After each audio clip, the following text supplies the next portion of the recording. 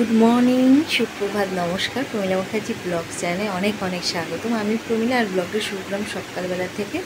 তো আজকে কী বার জানো? হ্যাঁ, আজকে হচ্ছে শুক্রবার। শুক্রবারের সকাল থেকেই ব্লগটা শুরু করেছি, মানে খুব সকাল, এখন খুব জোর 6টা মতো বাজছে। তো বন্ধুরা, আমার পুজো দেওয়া তো কমপ্লিট, রোজ যেভাবে পুজো দিই তোমরা তো জানো।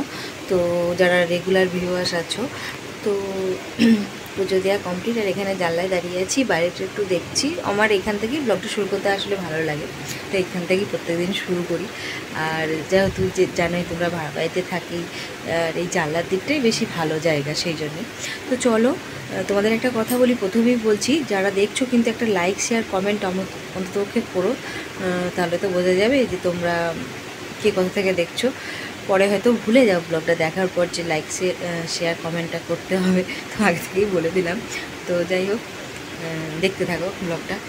তো বন্ধুরা, আমি তো আজকে চলে এলাম আলু পোস্ত আর ভাত করতে। কখনো কখনো যে একবারেই বেশি খরচা করা একটা সুস্থ স্বাভাবিক সংসারের পক্ষে ভালো না। মানে যদি খরচাপাতিটা সঠিক নিয়মে চলতে হয়, তো কখনো কখনো মেপে চলতে হয়। রোজ রোজ যে অনেক কিছু খাবার রান্না করা বা কিছু করা, এটাও ঠিক ভালো না। আর সত্যি কথা বলতে কি, বেথয়ে প্রচণ্ড গরম পড়েছে, এতটাই গরম। তো সকালের দিকটা তো অনেক কিছুই রান্না করি, তাও এই টুকিটাকি বেগুন আলু এইসব দিয়ে হ্যাড্ডা ভ্যাটা, যেহেতু মাছ মাংসটা সকালে খাওয়া হয় না। আর একটা কথা, রাতেরবেলার দিকে আমাদের মাছ মাংসটা খাওয়া হয়, সমস্ত কিছু ব্লগে হয়তো শেয়ার করি না, কিন্তু খাওয়া হয়। আর সত্যি রাতেও খেতে ইচ্ছা করছে না, কারণ এতটাই গরম। রান্না মানে যতটা হালকা ফুলকা খাবারগুলো খাওয়া যায় সেটাই চেষ্টা করছি। ফালতু ফালতু উল্টোপাল্টা রিচ খাবার বা কিছু খেয়ে এখন শরীরটা খারাপ করে দরকার নেই। আর কখনো কখনো একটু খরচাপাতিটা, মানে রান্নাবান্নার দিকে, খাওয়া দাওয়ার দিকে খরচাপাতিটা, এমনি হেলদি খাবার খাওয়া ভালো, ফল এগুলো তো খাওয়া হচ্ছেই ধরো। তারপরে অন্যান্য যাবতীয় জিনিসগুলো, ড্রাই ফ্রুট ফ্রাই ফ্রুট, কিন্তু এই সব খাবারগুলো, মানে অতিরিক্ত তেল মশলা খাবারগুলো ছেড়ে দিয়ে কখনো কখনো নিজের একটা সেভিং ব্যাপারটা রাখা ভালো। সেটা একটা সুস্থ স্বাভাবিক সংসারের পক্ষে এটাই একটা ভালো গুণের পরিচয় দেয়, আমি মনে করি। তো যাই হোক, রান্না হয়ে গেছে আলু পোস্ত ভাত, পরে আসছি তোমাদের সামনে তাহলে।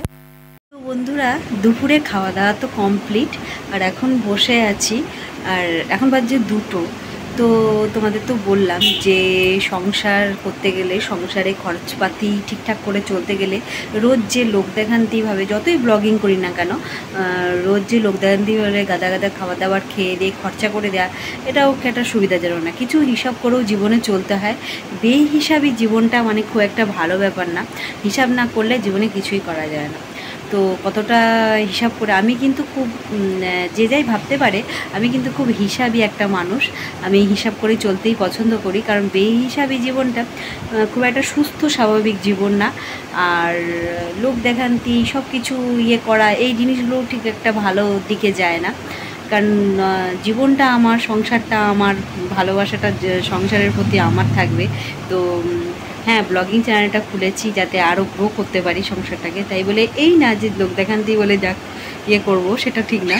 তো এক তরকারি ভাতই হোক আর যাই হোক, রোজ যে আমাদের যেহেতু মাংসটা প্রচণ্ড খাওয়া হয়, তো আমরা দু একদিন স্কিপ করে দিলেও কোনো ব্যাপার না, কারণ খাওয়া হয়। আর সমস্ত কিছুই তো তোমাদের ধরো, পুরো লাইফস্টাইলটা তো ধরো যা যা খাচ্ছি না খাচ্ছি, সেটা তো কিছুটা পার্ট তোমাদের তুলে দিতে চাও, সবসময় তো তুলে ধরা সম্ভব না। আর আমার মনে হয় অতটাও উচিত না, যতটা দরকার ততটা। যে হ্যাঁ, এটা আমার লাইফস্টাইল ব্লগ একটা চ্যানেল, সেটা তো অবশ্য করি।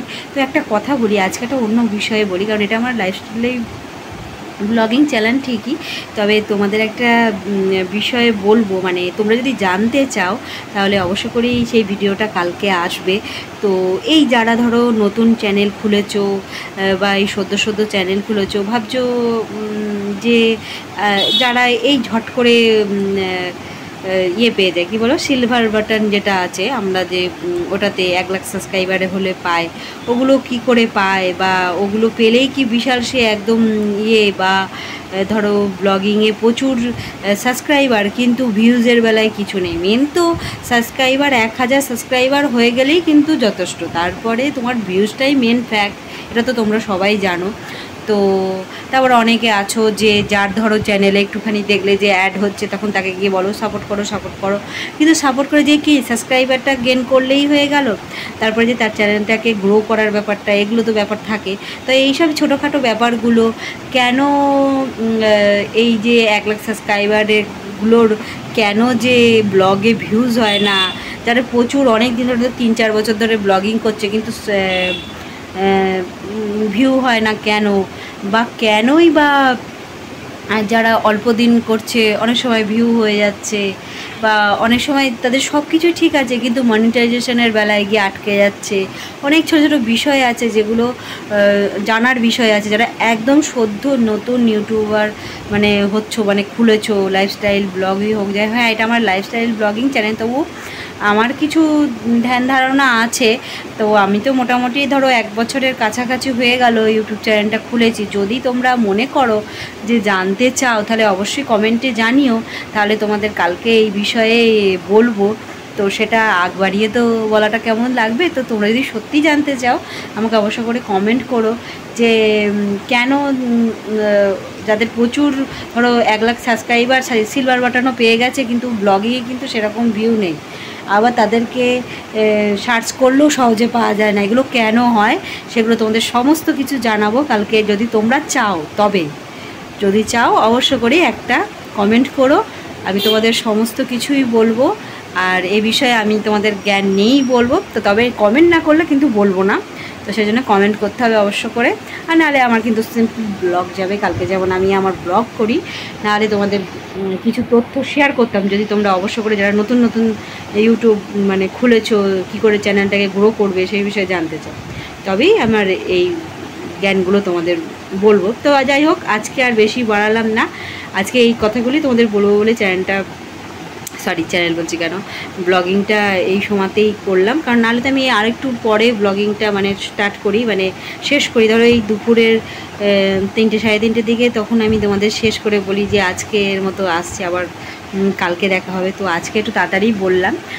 তো কালকে কি হয়েছিল তোমাদের তো সেটা বলাই হয়নি। কালকে আমি আমার ব্লগটা তো 4:30টার মধ্যে পোস্ট করি, তোমরা তো যারা রেগুলার ভিউয়ার্স আছো তারা তো সবাই জানো, কিন্তু কালকে আমি ব্লগটা পোস্ট করে দিয়েছিলাম। কালকে না কি হয়েছে, তারপর পরে দেখি ওটা পোস্ট হয়নি। তারপর তো আমার বাপের বাড়ি যাই ধরো বিকালে বেলার দিকটা, তোমরা তো জানো, অনেকেই জানো সেটা।